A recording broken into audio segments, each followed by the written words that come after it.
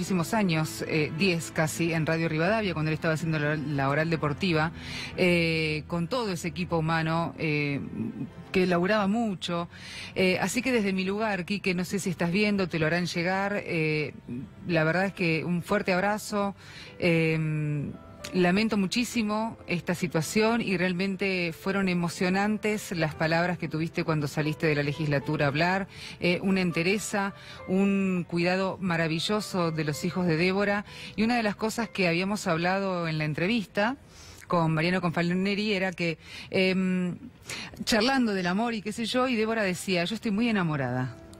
Hacían 7 años que estaban juntos, ¿no? Sí, de hecho, bueno, vivían en su casa, pudieron armar, que era lo que también Meli Fleiderman reflejaba, a quien también felicité por su entereza. Bueno, vos tuviste la oportunidad de hablar, porque de hecho yo los estaba viendo por la tele. Y cada uno sabía fehacientemente qué lugar ocupaba. Una familia que ha podido unirse. Y que Débora contribuyó mucho para eso, ¿no? Exactamente. Débora contribuyó, Melina sabía el lugar que ocupaba como la pareja, la nueva pareja del ex marido de Débora. Quique sabía fehacientemente cuál era el lugar que ocupaba como la nueva pareja de Débora. Y los hijos, todos tenían esa relación. Y más, hay una foto que retrata 100%, que es toda la familia, todos. Melina con Marcelo, Quique con Débora, los hijos de Marcelo y de Débora, los hijos de Marcelo y de Melina, las madres. Eso significa y relata el amor que se tenían entre todos. Y eso es lo más importante. ¿Y sabés lo que noté yo estos días? Que me tocó desde el miércoles hacer la cobertura en el velorio y hacer en el cementerio. Y ahora vamos a describir qué significa esta foto. La comunidad periodística de la calle, ya sea de las radios de diferentes medios, de los canales de, bueno, distintas empresas privadas, ¿no? Me refiero a los periodistas de TN, de Canal 13, sí, de A24, de C5N. Bueno, generó una unión entre todos, ¿eh? Se notaba que había, bueno, que había acompañamiento, sí, durante la cobertura de los, sí, periodistas que estaban allí.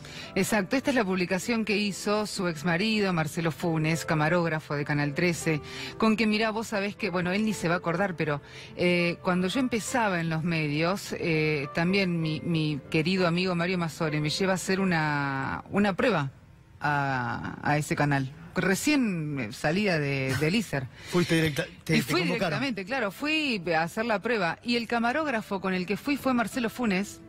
Y fuimos a cubrir los premios Gardel y Débora pasaba por la alfombra roja, que yo la miraba como recién viste salidita del cascarón y la miraba y decía, con admiración, mujer bella, pero bella, bella por donde la mires, con una luz radiante. Se dieron un beso y todo mientras estaban ahí. Ella entraba al teatro y yo estaba haciendo esa cobertura. Y esa foto que veíamos recién, Avi, era la del despacho, ¿no? Exactamente. Porque ya tenía preparado su despacho, su equipo de asesores. Dejó la agenda abierta, Avi. Claro, claro. Dejó la agenda abierta diciendo, acá no vengo porque me voy a hacer este estudio, a partir de ahora hago esto, esto y esto. Tenía absolutamente todo planificado y realmente te digo, no es porque, viste, uno dice, después que las personas fallecen es como que todo es bueno o es fantástico. Era una mujer que tenía ganas, muchas ganas, de hacer algo distinto. De hacer algo diferente. Para el medio en donde realizábamos la nota con Mariano Confaloneri, que es el intransigente allí, pueden observar, yo lo compartí en mis redes también, el pensamiento que ella tenía como ciudadana en la ciudad de Buenos Aires, de lo que necesitaba, porque además se manejaba como periodista y también como política, como flamante legisladora de la ciudad. Quería hacer las cosas bien, claro, distintas. Tantos años, y me sumo a tu comentario, tantos años contando noticias, ayudando también, porque a veces del periodismo uno trata de ayudar a la gente, pero ahora ella quería trabajar para y para la gente, ¿no? Exactamente, y llevando realmente la mirada, las necesidades más urgentes, por ejemplo la educación, por ejemplo los hospitales, por ejemplo las casas, los chicos que no tenían dónde vivir y entonces estaban hablando todo un plan. Si bien criticaba lo que hacía Rodríguez Larreta en la ciudad, también apoyaba a poder hacer un cambio. Quería sumar.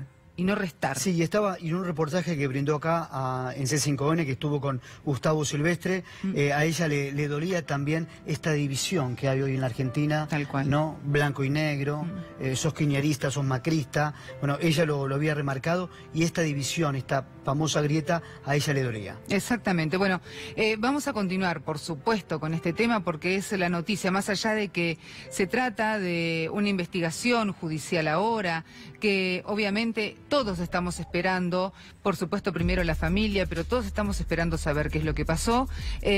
Vamos a continuar con esta investigación y sobre todo a hablar con Francisco Urrutia, porque está allí con el abogado del anestesista. Pancho, ¿cómo te va? Buenas tardes. Abigail, Adrián, buenas tardes. Con el móvil estamos en la zona de San Isidro, donde gentilmente nos recibe el doctor Eduardo Gerón. Él es el abogado defensor de Nélida Puente, la anestesióloga que atendió a nuestra colega, nuestra compañera Débora Pérez Volpin en este estudio, en esta endoscopía. Y vamos a hacer la primera pregunta, doctor. Gracias por su tiempo, por recibirnos. Gracias a ustedes, estoy a disposición realmente. Para hacer un repaso cronológico, ¿cómo y cuándo toman la decisión con su defendida de ponerse a disposición de la justicia, yendo personalmente a la comisaría 23 de la ciudad?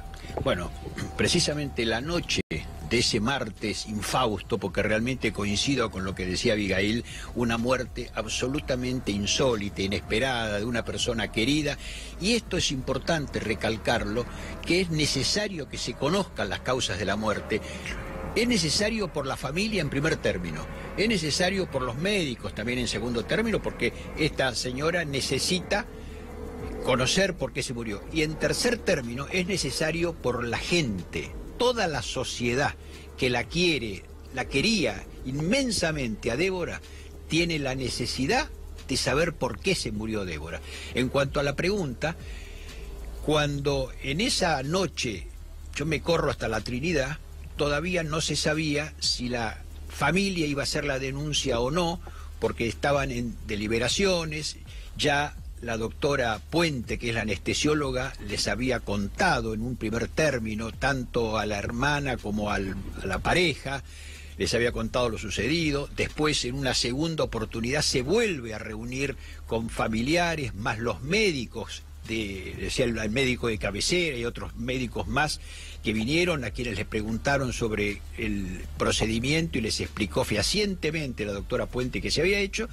Entonces después, finalmente, en la madrugada ya del miércoles, a eso de las 3:30 de la mañana, aproximadamente 3 de la mañana, la familia decide formular la denuncia, diciendo, a mi juicio muy acertadamente, diciendo: yo denuncio esto que ha pasado y quiero que se investigue para determinar las responsabilidades. Allí, nosotros que estábamos precisamente esperando a ver cuál era la decisión de la familia, porque no podíamos interferir en ella, decidimos de inmediato, a continuación, 10 minutos después, presentarnos en la comisaría 23 y decir: presente, aquí estamos. Yo soy la doctora Puente, soy la que hice la anestesia a Débora y quiero que se investigue en definitiva todo lo que haya que investigar, estoy a disposición del juez.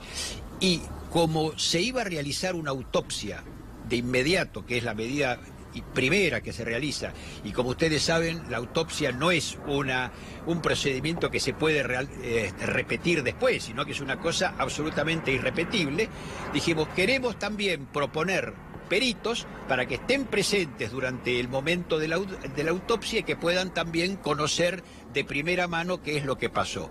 Y así fue como el juez nos aceptó con realmente muy plausible, no solo aceptó nuestra propuesta, sino que también aceptó la propuesta de la familia y aceptó la de la clínica, y entonces allí se hizo una autopsia realmente con 9, 10 profesionales presentes, porque había varios del cuerpo médico forense, y creo que las conclusiones, más allá de que todavía no se conoce en su totalidad, pero por lo menos lo que ha trascendido a la prensa y a los medios de la existencia de estos cortes, estas perforaciones a niveles del cuerpo del esófago, del estómago de Débora.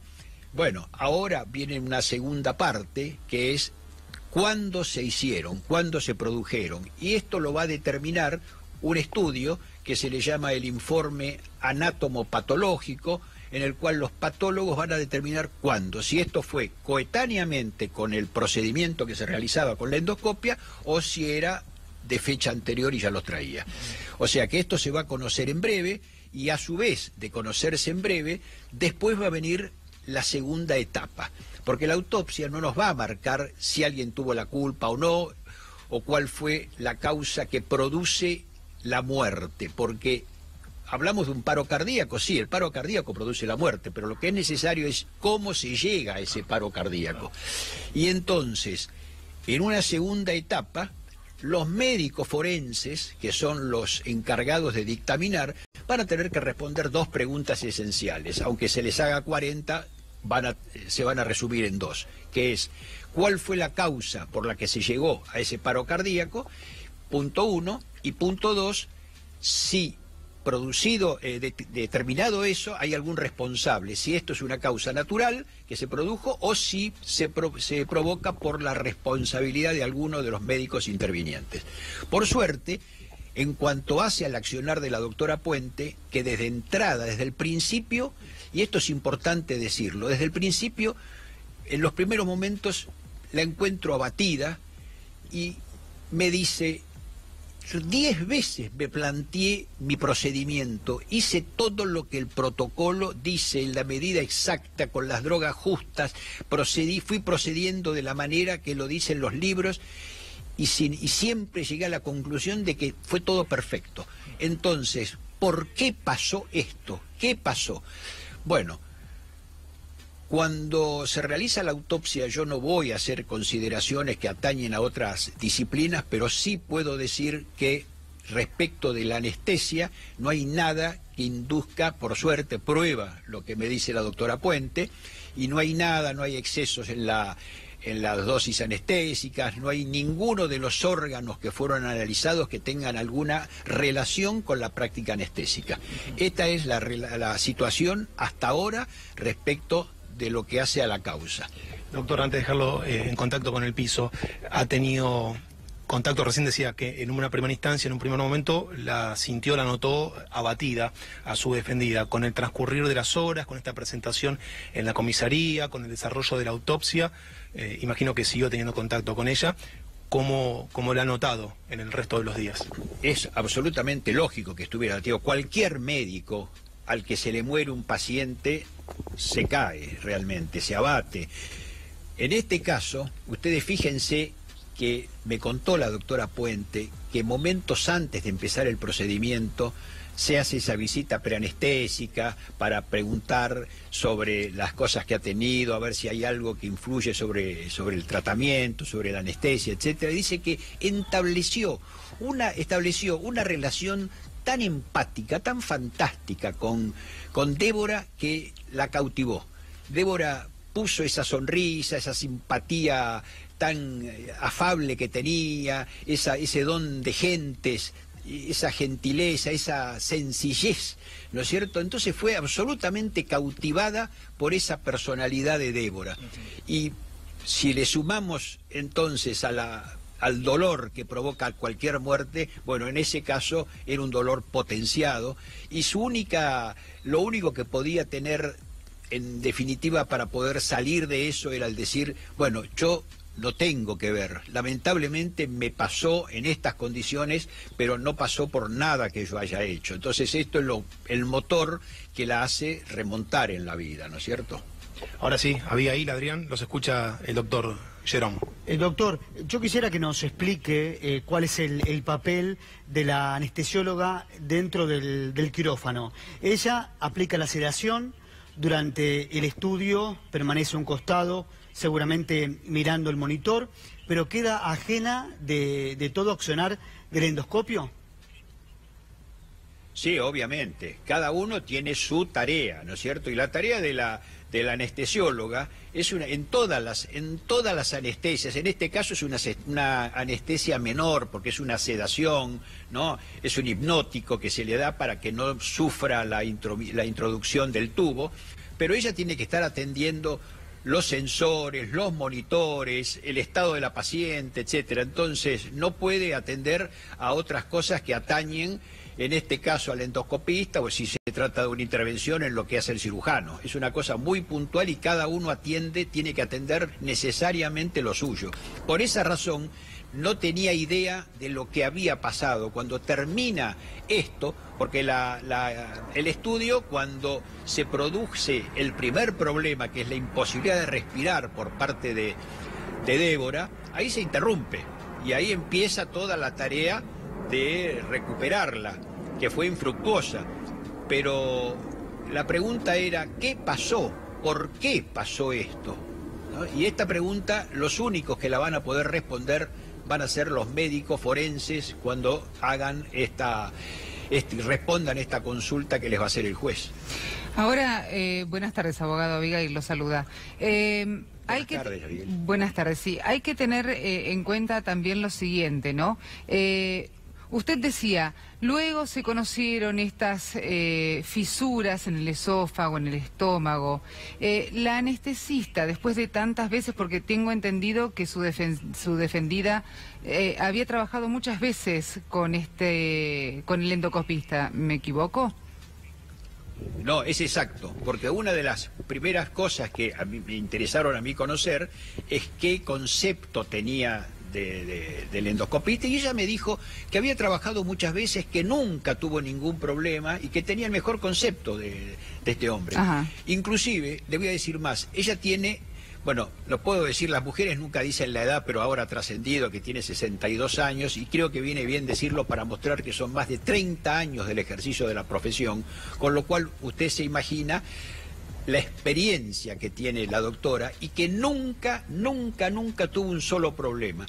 Y de esto le doy fe, porque siendo el estudio en el que integro, siendo abogados de la Asociación de Anestesia y de la Mutual, que son los que atienden los casos penales de los anestesiólogos, yo no la conocía. El mejor síntoma de que ella no había tenido problemas. Bueno, ella en algún momento, en conversaciones con usted, para ampliar un poco la situación, le contó si únicamente se pueden ver estas fisuras del esófago, del estómago, con una endoscopía, o se podría haber realizado otro tipo de análisis, o si en realidad ya venía Débora con esa problemática.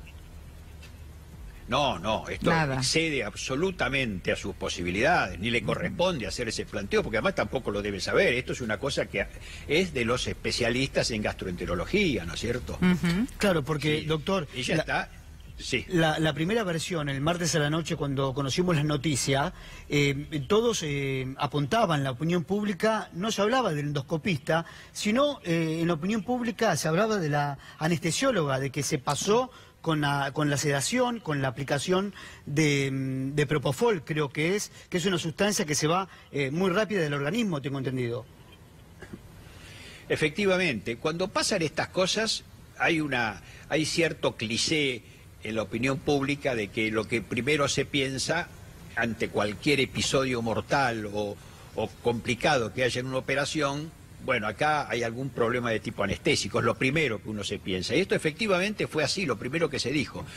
Pero en este caso, que yo tenía ya la versión plena de la doctora, de que había sido todo perfecto, porque si no, los médicos cuando hacen algo mal, a los abogados les dicen la verdad, porque tienen que confiar. Es como ir al médico y usted no le va a ocultar un síntoma, porque si no, no le va a poder dar en la tecla con el medicamento que le tiene que dar. Bueno, como me había dicho, no hay absolutamente nada que yo haya hecho mal, y después la autopsia está determinando que no hay ningún restos de Propofol, que era la droga que se utilizó, ni de ninguna cuestión anestésica, entonces está acreditado ya de por sí que no va a haber ningún tipo de imputación que haga referente a la actividad anestésica. Ahora, esto es puntual decirlo para que la gente lo sepa, ¿no? Sí, por supuesto. Doctor, otra de las preguntas, su defendida, ¿le contó que desde qué momento se comienza a grabar este estudio?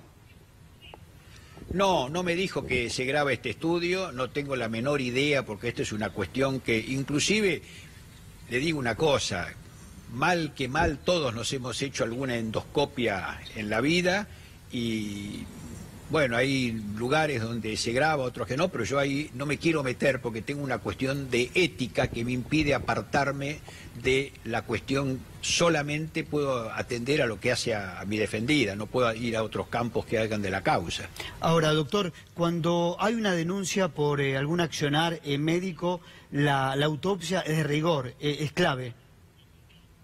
Sí, sí, claro. Cuando se hace una denuncia por la muerte de una persona, la autopsia es de rigor, es clave, es lo que primero se hace porque es lo que va a determinar. ¿Saben lo que es la autopsia? La autopsia es una especie de fotografía que se hace, pero de fotografía de cada órgano. Los médicos en el momento de la autopsia analizan cada órgano, analizan el esófago, el estómago, los pulmones, todo, absolutamente todo, y dan la información de cómo estaban esos órganos. Entonces, con esa información, más los estudios complementarios, que es como en este caso, por ejemplo, para determinar cómo se encontraron lesiones, bueno, vamos a ver la antigüedad de las mismas, para ver si son coetáneamente con el episodio que estaba en el tratamiento que le estaban dando, si eran anteriores, y después, en base a eso, ya los médicos tienen abierto todo el libro como para que puedan opinar y decir, bueno, teniendo en cuenta lo que salió de la autopsia y teniendo en cuenta lo que está escrito en las historias clínicas, más los secuestros que hubo últimamente sobre el registro de quirófano, sobre el libro de enfermería y otras cosas, van a decir, bueno, acá hay una responsabilidad de alguien o de nadie. Porque hoy nos preguntábamos con Abigail si existe el término autoimputación. Ella se pone a derecho. Se pone a derecho. Es lo que le corresponde en realidad. ¿No es autoimputación, doctor? Claro, les explico, porque precisamente viene muy bien la pregunta. Los que tienen acceso a un expediente, los que tienen participación en un expediente, son la víctima y los imputados, los posibles imputados. Entonces, nosotros de entrada, y además normalmente no se hace en forma inmediata muchas veces, pero en este caso, que se iba a hacer la autopsia a continuación, nos resultó que ni siquiera podíamos esperar hasta la mañana que abriera el juzgado. Lo teníamos que hacer en ese momento para no perder el tiempo. Entonces, ¿cuál fue el argumento que le dimos y el juez lo aceptó? Dijimos, bueno, la denuncia es una denuncia amplia, no está dirigida contra nadie, está dirigida para que se investigue si alguien tuvo una responsabilidad y que se lo castigue. Pero, como nosotros intervenimos y participamos como anestesióloga, podemos resultar potencialmente vinculados a la causa. Entonces, en ejercicio del derecho de defensa, queremos en primer término presentarnos, aportar todo, decir que estamos a disposición del juez y solicitar estar presente en los estudios que se hagan. Si ustedes no hubieran hecho esa presentación espontánea en la comisaría 23, ¿no hubieran podido tener un perito de parte en autopsia? No, claro. O sea, si nosotros no hubiéramos actuado en forma inmediata, no hubiéramos tenido la posibilidad de que nuestro perito estuviera presente durante la autopsia, pero no porque nos quieran dejar de lado, sino porque la autopsia se hubiera realizado como corresponde de inmediato y ya cuando nos hubiéramos querido presentar era tarde, o sea que hubo que hacerlo en tiempo y forma rápida. Doctor, ahora, ¿cuál es la situación del anestesista? ¿Cómo sigue? Bueno, ¿cómo sigue?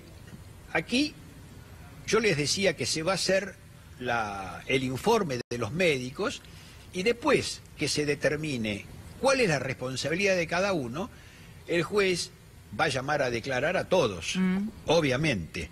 Va a llamar a declarar al anestesista, va a llamar a declarar al endoscopista, a todas las personas que estaban en el quirófano, todos los que tuvieron intervención, a los que ayudaron inclusive, porque cuando se produce la crisis viene otra gente de inmediato a ayudar, vienen cardiólogos, viene la gente de terapia intensiva, para tratar de reanimarla, que en este caso no se pudo, y hay que ver por qué no se pudo también. Entonces, después se llamará a declarar a todos y el juez, en virtud de todo ese conglomerado de cosas que va a tener en la causa, va a resolver la situación de cada uno en particular. Este va a ser responsable, este no, así respecto de todos ellos. Esto es lo que va a pasar en los próximos tiempos en la causa. Mientras tanto, ella no puede ejercer la profesión, obviamente. Sí, sí, sí. Obviamente sí, puede seguir trabajando. Sí, porque ella no tiene una condena, para nada. Esto es una simple denuncia que ni siquiera está denunciada la doctora.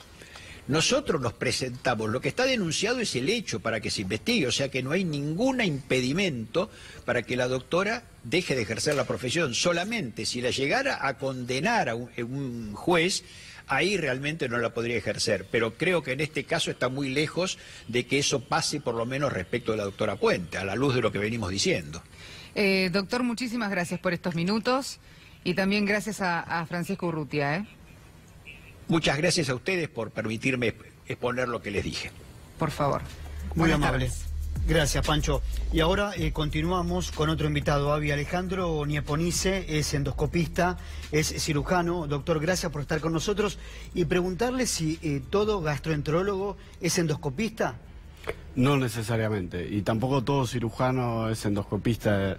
La endoscopía es una herramienta, es un instrumento para un procedimiento, pero la gastroenterología es mucho más amplia que la realización de un procedimiento. Ser endoscopista es una especialización de la medicina. Es como una especialización dentro de lo que es la gastroenterología o la cirugía digestiva. ¿Y es cierto que es muy complicado o que lleva muchos años la preparación del endoscopista o no? Es como si fuera un posgrado, o sea, cuando uno va avanzando en su formación, parte de esa formación, si uno hace gastroenterología, en la formación al principio se hace gastroenterología clínica y los centros que hacen formación con endoscopía empiezan luego a utilizar el endoscopio, o en la cirugía, que es mucho más nuevo. Antes la endoscopía era una herramienta solo del gastroenterólogo, pero en realidad es un instrumento y luego, como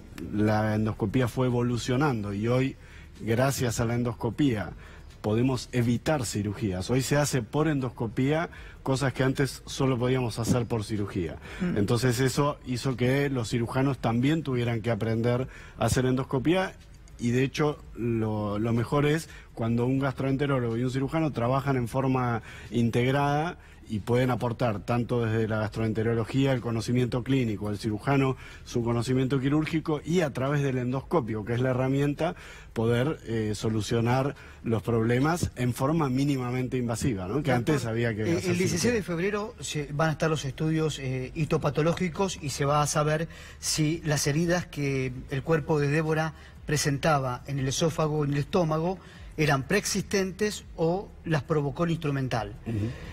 ¿Tranquilamente un instrumental puede herir el aparato digestivo de una persona?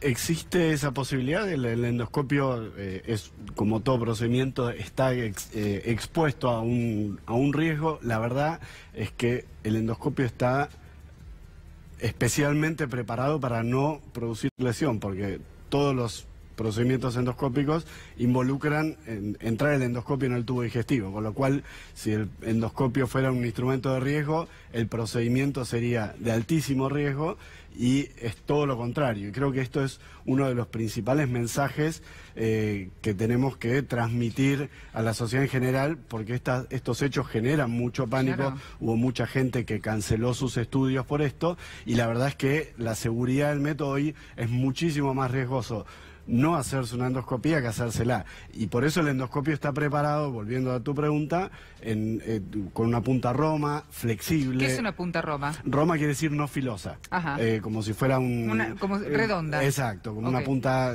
El endoscopio puede perforar, pero no cortar, porque el perito de parte dijo, el endoscopio no corta.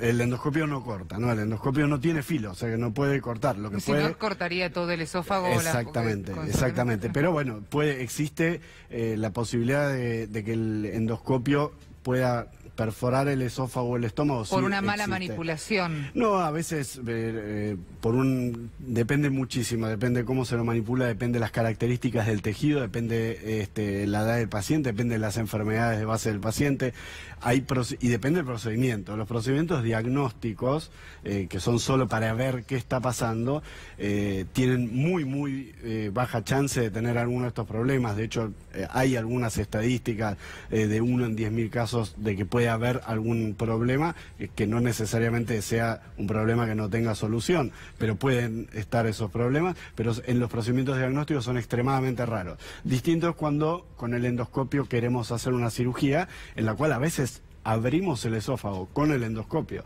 a propósito y salimos del esófago y hacemos como una cirugía y luego volvemos a retirarnos y cerramos Ahora, con clips. doctor, lo que se habló es que, o por lo menos lo que ha trascendido, que lo que pudo haber sufrido Débora es una mediastinitis, y se utilizó un término que no conocíamos: se llenó del aire el mediastino por esa perforación. ¿Nos explica?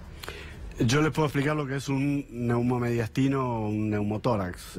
No puedo saber qué pasó porque no estuve, no se sabe, y aparte sería imprudente desde aquí el curar alguna cosa.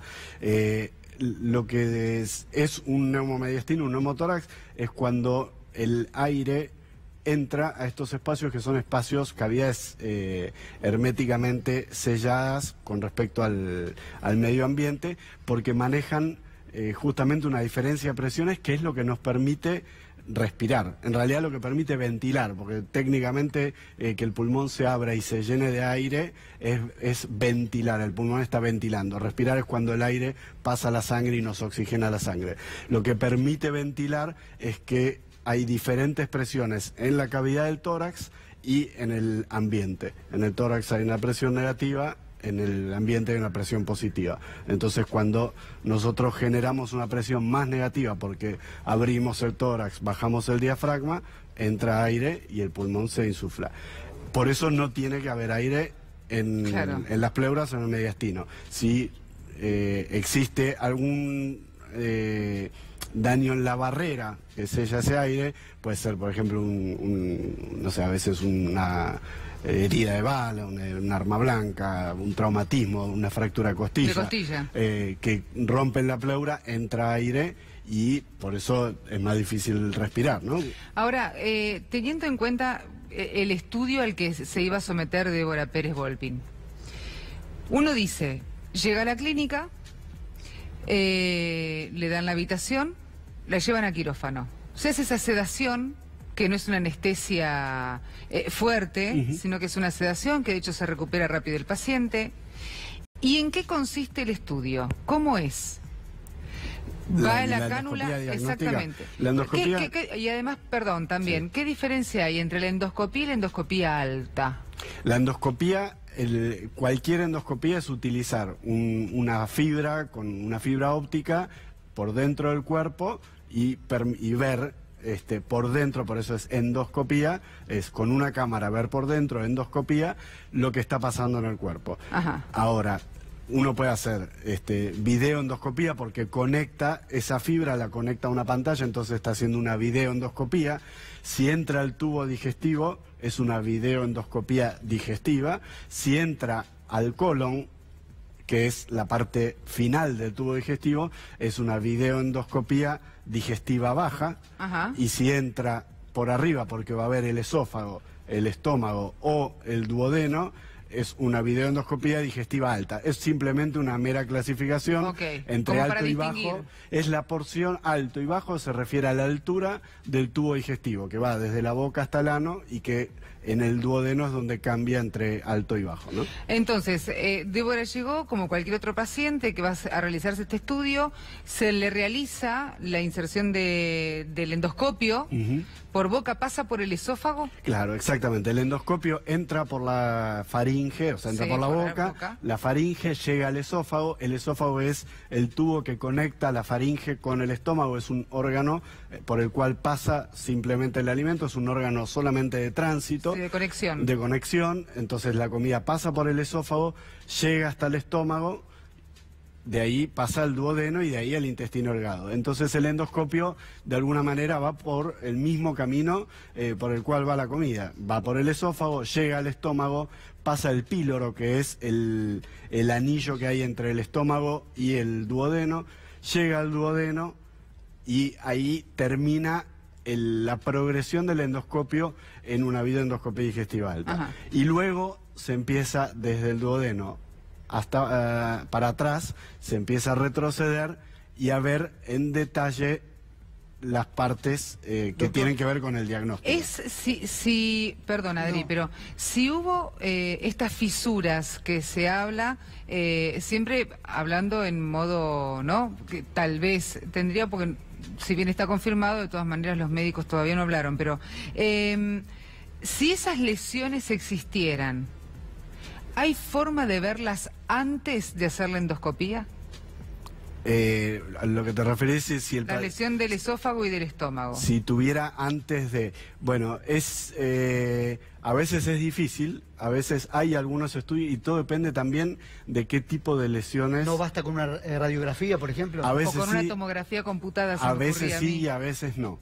A veces cuando la lesión de la pared del tubo digestivo es lo suficientemente grande como para que permita el pasaje de aire y el aire entre o al tórax o al abdomen, uno lo puede ver con un estudio radiológico. Pero si es muy chico, a veces uno tiene, por ejemplo, una úlcera que está a punto de perforarse o está ahí y la úlcera por ahí está en la cara posterior, o sea que el aire no se va hacia el abdomen, sino que se va para atrás, y en una radiografía eso no se puede ver, y por eso las endoscopías nos permitieron avanzar en los diagnósticos y en los diagnósticos tempranos. Y esto es, de vuelta, a ver, mi rol como cirujano de endoscopista de nuestra asociación de endoscopistas digestivos es transmitir la tranquilidad de que mañana se tiene que hacer un estudio. Tal cual. La endoscopía nos permite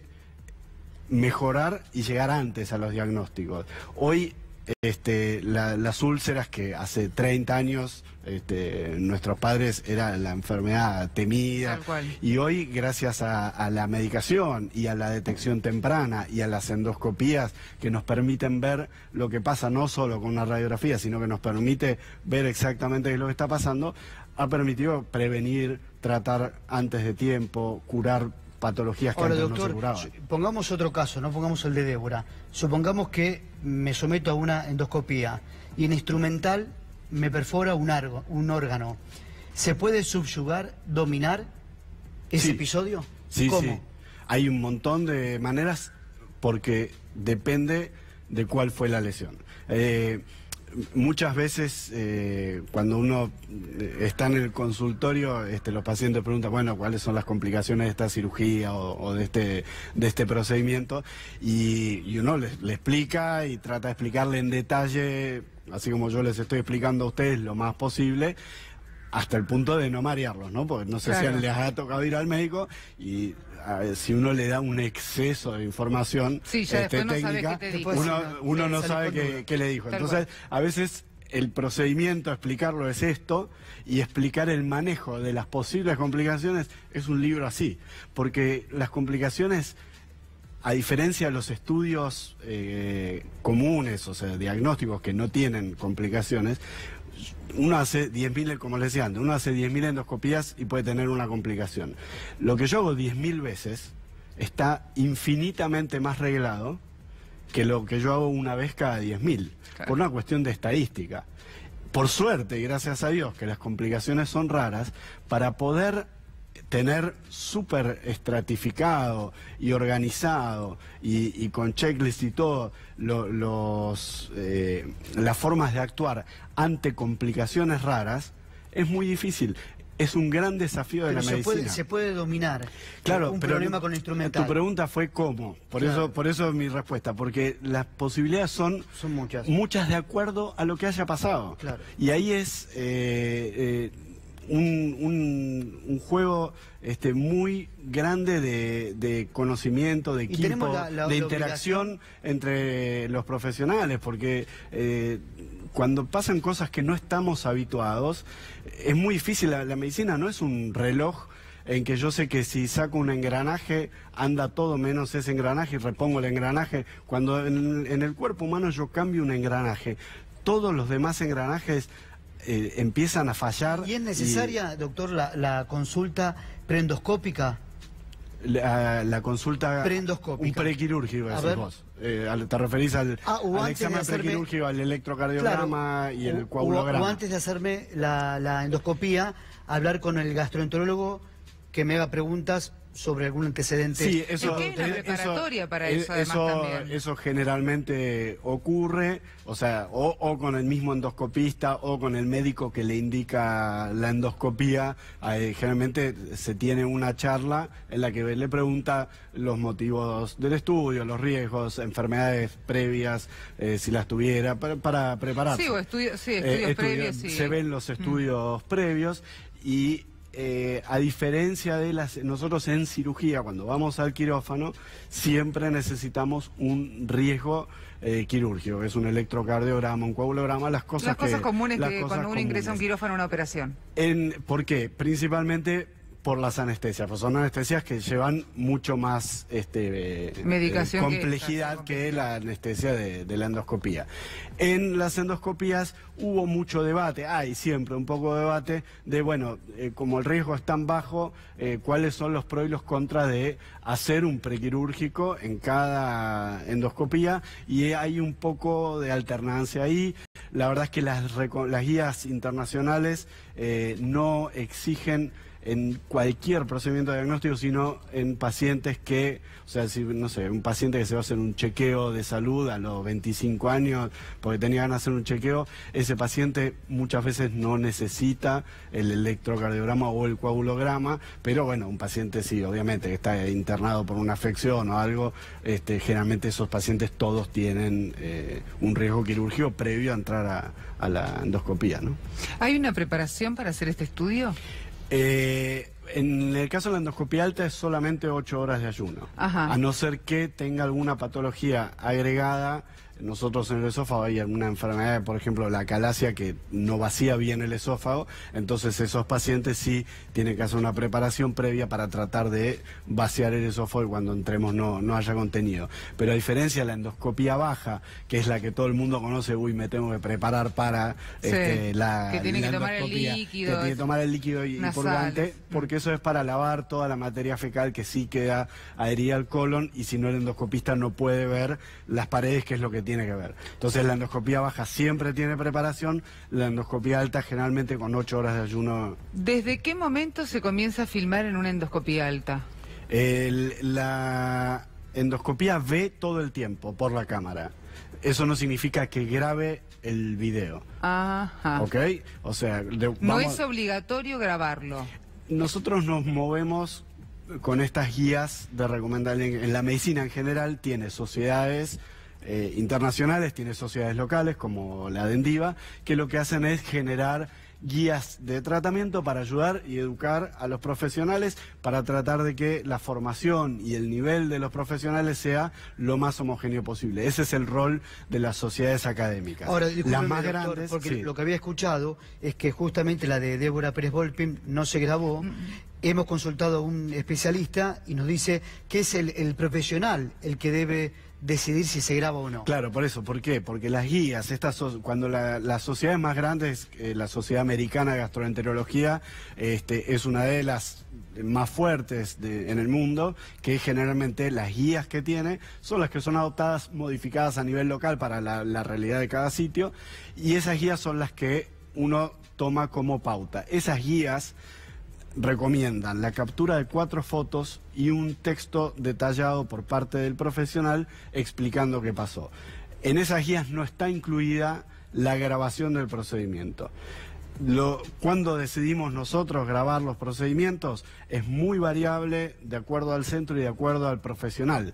A veces uno lo hace con fines académicos, porque necesita educar al resto de los profesionales y quiere guardar. A veces los hace con fines científicos porque quiere compartir con otro colega lo que vio, entender lo que pasó, tener una segunda opinión. A veces lo graba porque el paciente quiere tener su CD con su endoscopía, porque hay gente que le gusta ver su estudio. Hay algunos que lo graban de rutina. Yo creo que eso además es una cosa dinámica, probablemente pueda cambiar en el futuro, porque las guías estas de recomendación son dinámicas y van cambiando, y tiene que ver también con la evolución de la tecnología. Por ejemplo, los equipos hoy, la gran mayoría que hay en Argentina y en el mundo, traen capturadora de fotos, pero no traen incorporada la capturadora de video. Entonces, para filmar, uno agrega una capturadora externa, la conecta con un cable y permite grabar el video. Doctor, ¿se puede...? Están apareciendo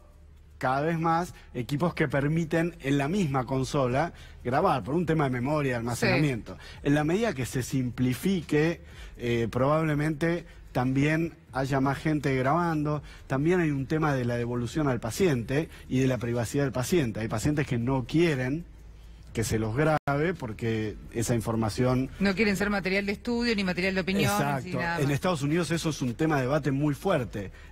Si el médico puede grabar imágenes, tiene que tener otro consentimiento especial. Entonces, ¿qué le devuelvo al paciente? ¿Le devuelvo 1 hora y cuarto de procedimiento sin edición y que no va a entender nada? Durante ¿O le el devuelvo 5 minutos? ¿Se puede romper el endoscopio? Porque se habló estos días que hay aparatos más nuevos y aparatos más antiguos. Sí, es extremadamente raro. Puede fallar alguna parte, algún botón en algún momento. Hay teclas dentro del endoscopio que permiten insuflar, aspirar, y esas teclas llevan mucho uso porque es lo que se usa todo el día y son de recambio constante. Y uno tiene ahí mismo para cambiarla. Si falla un poquito, la cambia en el momento. Ahora, vamos a suponer que yo voy a hacerme una endoscopía y usted me atiende. Entonces yo le digo, a mí me gustaría que me grabaran el estudio. ¿Desde qué momento comienza a grabar? Generalmente desde el principio. ¿Desde que yo ingreso al quirófano? No, desde que el endoscopio entra a la faringe. Ingresa, o sea porque que si todo no estaríamos el resto grabando el exterior, eso que no tiene nada que ver con el estudio. Por eso el resto no se puede verificar la anestesia, no se puede verificar cómo fue la... Eso no queda grabado para nada. No, eso nunca queda grabado. ¿Y la endoscopia, se puede realizar en un quirófano y también en un consultorio? No en un consultorio común. Hay muchos requisitos para tener una sala de endoscopía. No tiene que ser un quirófano. Es más, en la mayoría de los casos no es un quirófano el lugar donde se hace la endoscopía, sino es una sala de endoscopía. La mayoría de los lugares tienen salas de endoscopía destinadas exclusivamente para eso y tienen que cumplir una cantidad de requerimientos del ministerio, etcétera, para poder tener habilitación para realizar procedimientos menores ambulatorios. Doctor, quizás sea una pregunta muy en general, pero ¿qué personas y con qué síntomas no deben someterse a una endoscopía? Son muy pocas las contraindicaciones hoy, casi le diría, son muy difíciles de pensar las contraindicaciones de una endoscopía. En general un endoscopio ayuda más de lo que puede perjudicar en el diagnóstico. Entonces, la verdad es que es muy raro hoy tener una contraindicación, pero por ejemplo, si yo tengo un paciente que tiene varices esofágicas, que es una patología rara, pero que es común en el alcoholismo. En las venas, como tienen varices en las piernas las personas, no, sí se puede hacer. Pero si ese paciente, de hecho es el tratamiento de esas varices, es endoscopio. Pero si ese paciente está anticoagulado, no le voy a hacer una endoscopía, tengo que revertir la anticoagulación, hacerle, o sea que ahí hay una, pero eso estamos yendo a un caso muy puntual de contraindicación. En general, antes había más contraindicaciones, ahora cada vez hay menos porque justamente el método evoluciona y es cada vez más seguro. Entonces, antes se tenía más rigor antes, por ejemplo, pero ya me parece que excede, si es más quirúrgico, si había un órgano que estaba desconectado, no había que entrar con el endoscopio. Claro. Hoy ya se puede con ciertos requisitos y ciertas particularidades. Sí, con el avance mismo que va teniendo la tecnología. Sí, por lo cual realmente es muy raro y me parece que excede a la divulgación, ¿no? Le agradecemos, doctor. No, por favor, me parece que es gracias por el espacio y lo más importante es lo que les decía antes, llevarle tranquilidad al que mañana va a estar, esperemos, descansando, pero el que el miércoles se tiene que hacer una endoscopía, que tenga la tranquilidad de que la endoscopía lo va a ayudar y que es mucho más importante hacérsela que no hacérsela. Muchas gracias. No, por favor.